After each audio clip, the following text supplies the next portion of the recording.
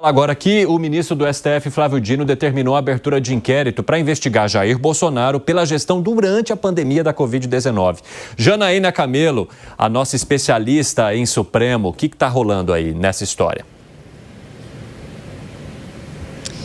Pois é, Evandro, hoje, o ministro Flávio Dino deu essa decisão. Então, não só contra Jair Bolsonaro, uma investigação, mas também contra os filhos dele, Flávio Bolsonaro, Eduardo Bolsonaro, Carlos Bolsonaro, vários ex-ministros do governo de Jair Bolsonaro, assessores especiais dele, enfim. O ministro atendeu a um pedido da Polícia Federal, que se baseou ali no relatório da CPI da Covid, Lá de 2021, o CPI da Covid trabalhou ali 6 meses, com vários depoimentos, várias investigações, enfim, e no relatório final indiciou ali 23 pessoas, entre elas, então, Jair Bolsonaro, os filhos, esses ministros, acusou ali Jair Bolsonaro de vários crimes, como, por exemplo, charlatanismo, epidemia com resultado em morte, crimes contra a humanidade, crime de responsabilidade, também incitação ao crime, enfim, foram 9 crimes ao todo ali no relatório final da CPI da Covid contra o ex-presidente da República.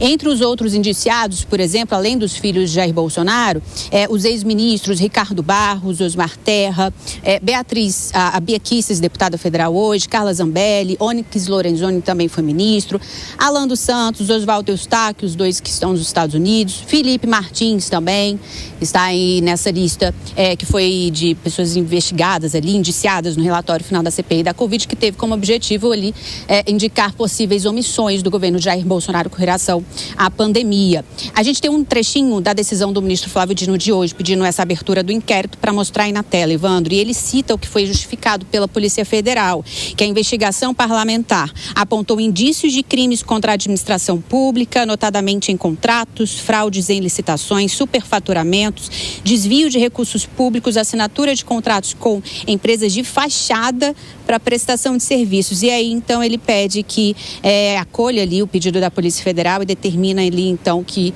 um inquérito seja aberto com um prazo inicial ali de 60 dias para investigação.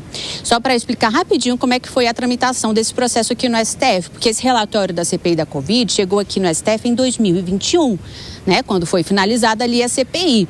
E aí, na época, isso caiu nas mãos do ministro Luiz Roberto Barroso, e aí ele autorizou a Polícia Federal a começar os trabalhos ali de investigação.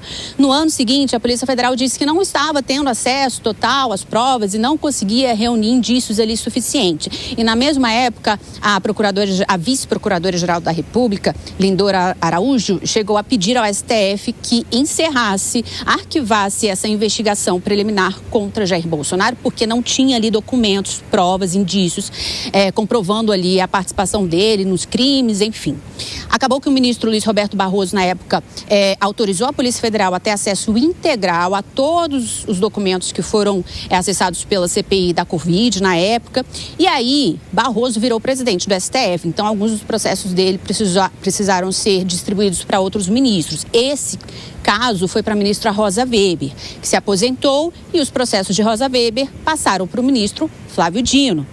O ministro Flávio Dino tomou posse em 2024, no iniciozinho do ano passado, e desde então esse processo estava parado, Evandro. Aí, hoje, o ministro Flávio Dino decidiu, então, dar andamento e pediu aí que esse inquérito seja, então, aberto pela Polícia Federal. Vai ter ali 60 dias para investigar o ex-presidente da República.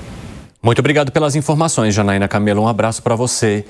Bom, essa situação, ela me faz voltar assim no tempo, Porque tem a ver também com aquilo que foi apontado durante a CPI da Covid, que acabou não dando em nada, mas que é retomado agora a pedido da Polícia Federal, que vê indícios, de mau uso da administração pública, das ferramentas de gestão pública durante a pandemia da Covid-19, mas que traz como protagonista mais uma vez Jair Bolsonaro, os filhos dele, alguns aliados, justamente no momento em que eles estão ou já foram alvos e estão totalmente na mira de tudo aquilo que é relacionado a processo no Supremo Tribunal Federal.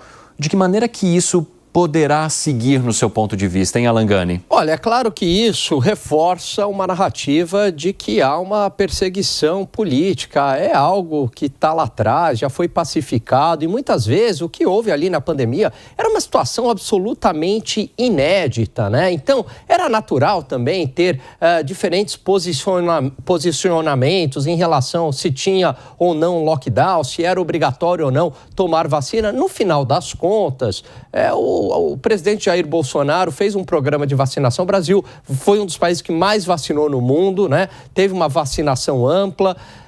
Agora, casos de corrupção, aí eu acho que merecem sim ser investigados. Há indícios, né, de superfaturamento, houve isso durante a pandemia, aí merece investigação. Agora, de resto, em relação à gestão ali de vacinas, de posicionamento de cada um, acho que era uma situação nova e foi pacificado. Eu acho que se a gente voltar no tempo e trazer isso à tona novamente, aí dá vazão a uma narrativa de perseguição política. Fala, Piperno.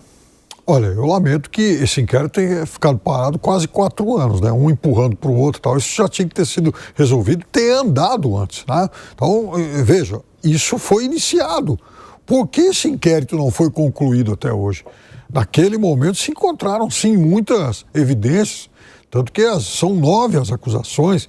E eu me lembro, por exemplo, muito bem, por sinal, da questão a respeito da Covaxin, que foi algo muito discutido naquela época, né? O Brasil, por muito pouco, faz uma compra de uma vacina maluca lá da Índia e tal, né? Um negócio estranho, superfaturado e tal. E aí apareceram os documentos na CPI, diga-se de passagem, né? E o que acabou esfriando aquela negociação, que acabou depois sendo deixado de lado. Então, eu acho que não dá para varrer para debaixo do tapete muita coisa que foi feita naquela época. O Brasil ficou devendo melhores respostas e não vamos lembrar que o Brasil foi o segundo país onde mais morreram pessoas vítimas da Covid em números absolutos e um dos 20 aí em termos proporcionais. Mas também foi muita coisa. Morreu gente que não acabava mais, né? Ué. Não. E, inclusive, os Estados Unidos morreu também. Não, mas foi o país onde mais morreu, o Brasil foi o segundo. Por que no Brasil morreu tanta gente? Por que o Brasil foi um dos 20 onde mais morreram pessoas, se a gente, enfim, fizer a conta nesse ranking, nesse ranking proporcional? Em números relativos, o segundo proporcional, um dos 20, ou seja, entre os 10% do mundo. Então, o Brasil ficou devendo respostas melhores, sim, a não ser o governador João Dória, que esse sim se empenhou bastante para que São Paulo produzisse vacinas de forma célere. Ô Bruno Musa, eu quero saber se faz sentido para você a abertura desse inquérito agora. Claro que não, isso aí se torna cada vez mais político. Vamos lá, só complementando aqui, o que o Piperno falou em valores absolutos, repetindo a frase dele, o Brasil é um país de 213 milhões de habitantes, em percentual ficou tudo muito na média. E o pior é que grande parte das coisas que se era discutida lá, obrigatoriedade do uso de máscara, a eficácia do uso da máscara, tudo isso agora é questionado por várias instituições internacionais, falando que aquilo não adiantou de absolutamente nada. Nós vimos inquérito por importunar baleias. Olha o nível que o Brasil chegou. Então agora, já condenaram o ex-presidente há 27 anos, a discussão da anistia ou de não anistia, e agora me vem esse novo inquérito, aí sim eu concordo com o Piperno, só agora, de verdade, eu acho que passou do ponto dessas pessoas que adoram dizer, agora eu estou falando dos políticos, que o Brasil está polarizado e me trazem isso à tona. Quando que o Brasil quer ser levado a sério dessa forma? Pelo amor de Deus, o Brasil, infelizmente, está se tornando um país onde virou tragicômico. Que foi, Piperno? Não, é que vejam só, o Brasil então, foi o segundo no ranking, onde mais pessoas morreram. É verdade que aí, enfim, o Brasil é o 6º país mais populoso do mundo, ok? Mas não vamos esquecer que no ranking de mortes relativas, no proporcional ao tamanho da população, o Brasil ficou entre os 20 primeiros, ou seja, o Brasil ficou entre os 10% piores do mundo. Quer dizer, a gente tem mais ou menos 180 países que tiveram uma relação de mortes população, habitantes, melhor que o Brasil. Mas, Piperno, é muito difícil isolar as variáveis aí e dizer o seguinte, isso é atribuído à falta de gestão. Você tem tantas variáveis numa pandemia, é tão incontrolável, e país grande também é muito mais complicado, com uma população maior. Eu vejo que é muito difícil fazer esse tipo de atribuição, né? Isso se deve a uma... Os Estados Unidos, né? Os Estados Unidos, o país que mais morreu gente no mundo. Sim. E foi o país que mais acelerou o programa de vacinação, diga-se de passagem, com o Donald Trump. Foi o primeiro que botou grana, incentivou a indústria farmacêutica. Então, incentivou a indústria farmacêutica que não incentivava a população, né? Aliás, inclusive, acabou sendo punido eleitoralmente por isso. Mas, ok, deixando isso de lado, então, aí a gente está entrando no campo das opiniões do governante em relação a isso. Aqui tinha deboche, imitar, inspiração, negócio lá do jacaré. Ok, mas o fato é que, do ponto de vista objetivo, tinha, por exemplo, suspeita de fraude, tinha uma série de coisas que precisavam ser... Isso aí tudo bem, aí fraude, essas coisas tem que investigar mesmo.